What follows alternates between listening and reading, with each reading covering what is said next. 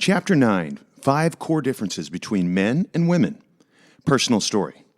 I can remember growing up as a teenager and how I would get so nervous just being around girls that I found attractive. I would totally clam up and not even be able to utter a word to them because of the nervousness I felt. I thought to myself, how can I ever get married or much less have a girlfriend if I can't even gather up enough guts to open my mouth and have a conversation with a girl?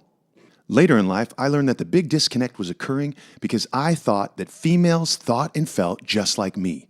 Nobody told me that they were from different planets, as Dr. John Gray describes in his book, Men Are From Mars and Women Are From Venus.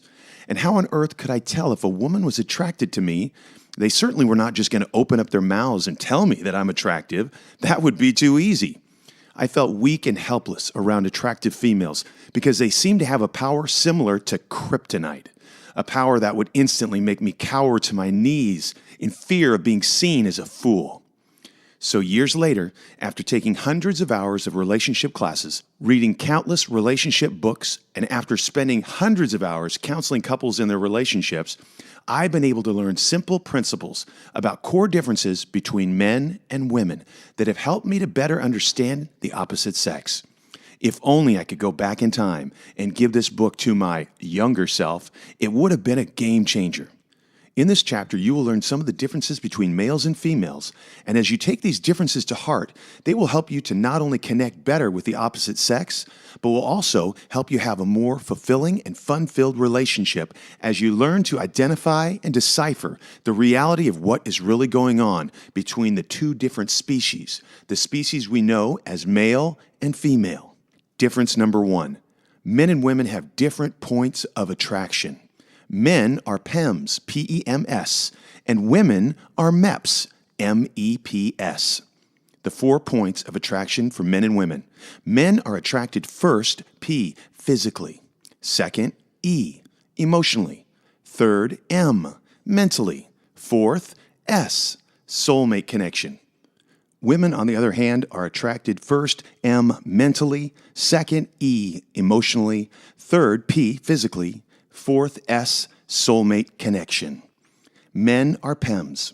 This is a difference that can really help the whole process of pursuing a mate in life. For a man, his first point of attraction to a female is P, her physical appearance. If he's not physically attracted to her, he most likely won't move on to the second point of attraction, which is E, being emotionally attracted. This second point of attraction answers the question, do we have chemistry with each other? Do we click? Do we enjoy being around each other? The third point of attraction for a man is M, mentally. In other words, do you like what she thinks? Do you like what she has to say? Before we move on to the S in PEMS, let me first give you the MEP, M-E-P, part of the female's 4 points of attraction. Women are MEPs. One of the big differences between male and female attraction, which would have helped me to avoid my big fear of being seen as a fool around girls, and I actually would have been able to talk to them, is the fact that a female's first point of attraction is not a male's physical appearance, like I thought. A female's first point of attraction is M, mentally. Females are first attracted to a male because of what they think and what they say. This is why men who are good at making a woman laugh has a much better chance at winning her over than a man who can't make her laugh. In order to make someone laugh, you have to have both the intellect, making you mentally attractive, and E, the emotional connection, the chemistry. So for women, the first point of attraction is M, mentally, and their second point of attraction is E, emotionally, answering the question, do we have chemistry? And the third point of attraction is P, physically, answering the question, do I find him attractive?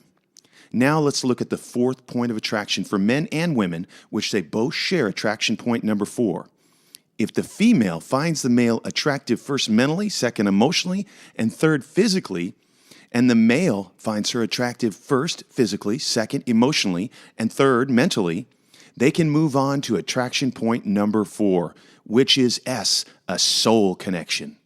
This answers the question, can I see myself spending the rest of my life with this person? Once both people in a relationship get to the point where they're at number 4, the soul connection, you know it's time to get serious. And those wedding bells just might ring sometime soon.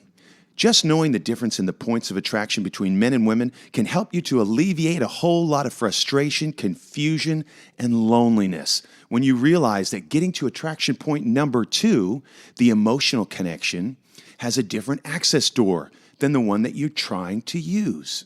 Difference number 2. Women enjoy being seen as beautiful, and men enjoy seeing beauty. Understanding this principle can help a couple to be able to draw a line in the sand when it comes to him going overboard with looking at beautiful females and with her going overboard in her attempts to be seen as beautiful by others.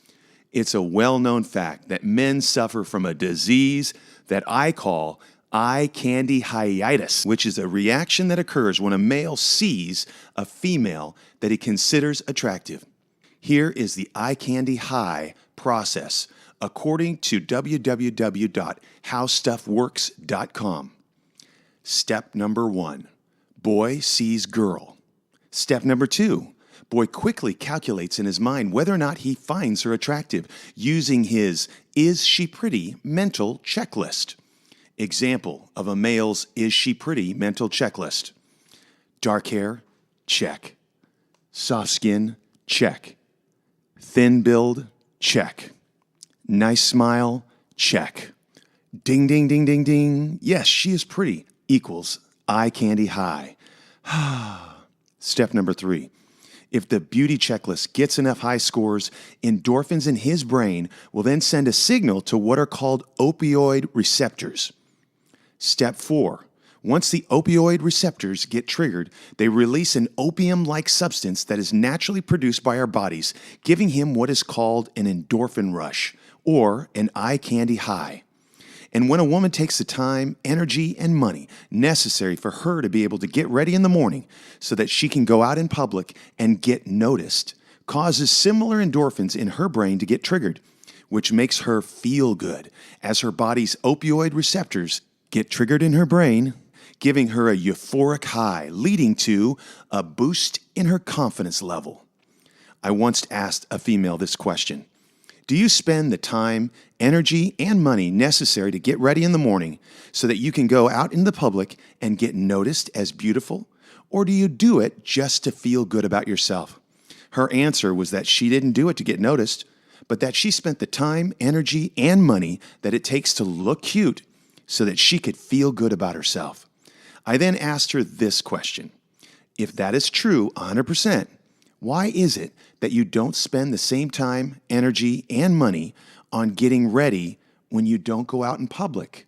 Looking at the statistics, according to Statista.com, $62.5 billion was spent on cosmetics and beauty products in the year 2016. And that's in the United States alone. That is $1 million times $62,500 spent on achieving the goal of looking cute or being seen as beautiful. On the other hand, it is also a very well-known fact that over the years, males in America have spent billions and billions of dollars looking at beauty through a thing called porn. These statistics all go to prove that women were created to enjoy being seen as beautiful, and men were naturally created to enjoy seeing beauty.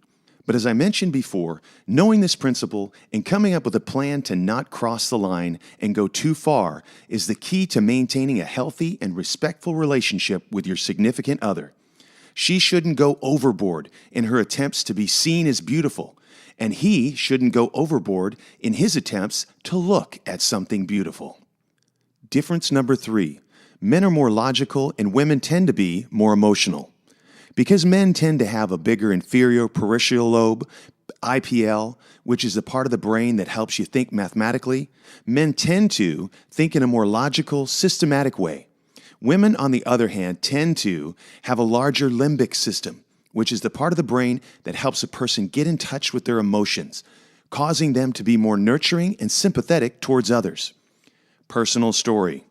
I can remember years ago in my early days of my marriage, my wife and I had just gotten into a huge blowout, heated argument, so I decided to take a walk in my neighborhood to cool off. As I walked through my neighborhood, I was going over the details of the situation in my head, trying to calculate how my actions could possibly lead to her reactions. It just didn't add up. The more I tried to figure it out, the more frustrated I became. It just didn't make sense. Then all of a sudden, the clouds parted, and a voice from heaven said, "Kevin, if you don't understand why your wife is reacting the way she is, then you probably never will. You're a thinker, and your wife is a feeler. When the pressure is on, you tend to go into problem-solving mode, and she goes into emotion processing mode. You are different, and that is okay."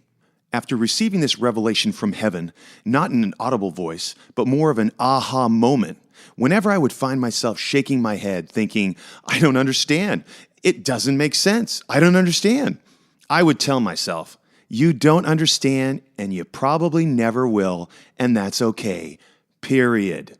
This really helped us to get to a healthier place in our relationship because I was realizing slowly but surely that her reactions to my actions didn't make sense to me because her emotions were more extreme than mine, and that what she really needed from me was for me to validate her feelings because her feelings were real and genuine. Then try my best to listen to understand what she was going through without trying to solve the problem. See Chapter 6 on Listening to Understand. Difference number 4. Women need love, and men need respect.